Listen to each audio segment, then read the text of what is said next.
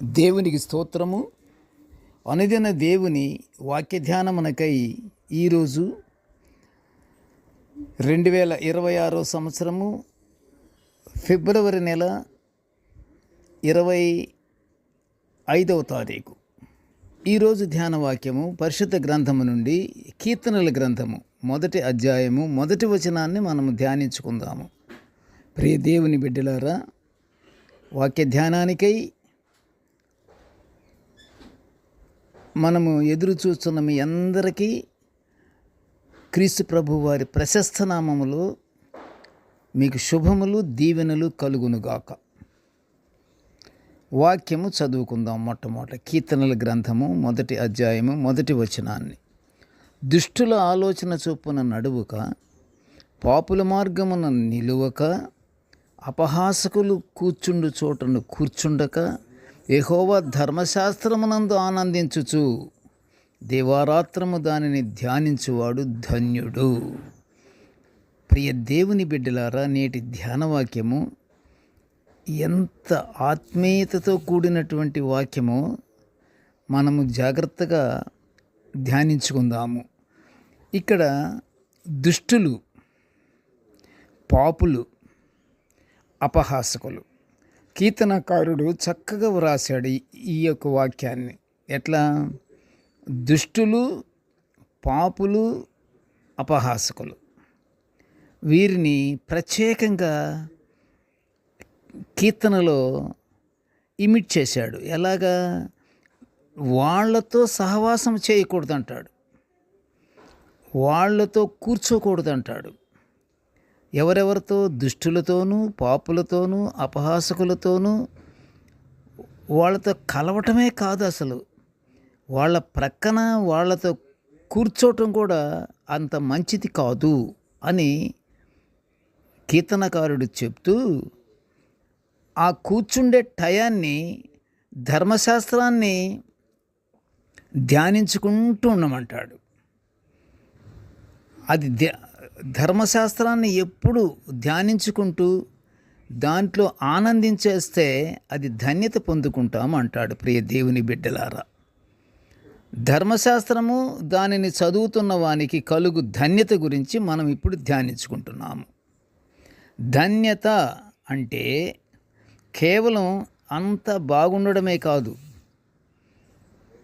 ధన్యకర స్థితి అంటే దేవుడు కోరుకున్న ప్రకారంగా జీవించడం, దేవుని ఉపదేశాలకు తల ఒగ్గే వారికే ధన్యకరమైన స్థితి, సంతోషం లభిస్తాయి. దేవుని ఉపదేశాలకు తలొగ్గే వారికి ధన్యకరమైన స్థితి, సంతోషం. ధన్యకరమైన స్థితి, సంతోషం అంటే దేవుని ఉపదేశాలు అంటే ఏమిటి? దేవుని ఆజ్ఞలు, దేవుని కట్టడలు. అవి కానీ చక్కగా మనము అవలంబిస్తే దేవుని ఉపదేశాలలో మొట్టమొదటిది ఏమిటి? ప్రేమ అనేది కానీ ఉంటే ధన్యకరమే. జీవితమంతా ధన్యకరంగానే ఉంటుంది. ప్రేమలో ఇంకేం ఉండవు. ప్రేమ కానీ ఉంటే ప్రేమలో భేదాలు ఉండవు, ఏమాత్రము గొణుగులు ఉండవు, సణుగులు ఉండవు. అంత కలిసే ఉండాలనిపిస్తుంది ప్రేమ కానీ ఉంటే. కీర్తనకారుడు దేవుని మాటలను, ఆయన ఉపదేశాలను వినని మనుషులను 3 భాగాలుగా విభజించాడు. ఎలాగా? ఆ 3 భాగాలుగా విభజించిన వారి కలయిక అందరితో జరగకూడదని నిర్మోహమాటంగా పరిశుద్ధ గ్రంథంలో సెలవిస్తున్నాడు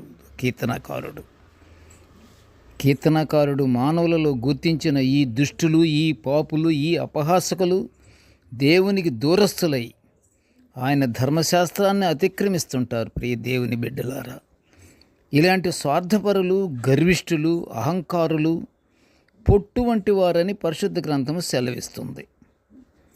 వీరు దేవుని ధర్మశాస్త్రంలో కలవని వారు గనుక ఎవరెవరు? దుష్టులు, పాపులు, అపహాసకులు. వాళ్ళు కలవనివారు గనుక న్యాయ విమర్శలో నిలబడలేరు. న్యాయ విమర్శ అంటే దేవుడు దుష్టులను, పాపులను, అపహాసకులను శిక్షించే నాశనకర దినం ఒకటి వస్తుందని ఆమోసు గ్రంథంలో 5వ అధ్యాయం 18వ వచనంలో వ్రాయబడి ఉంది.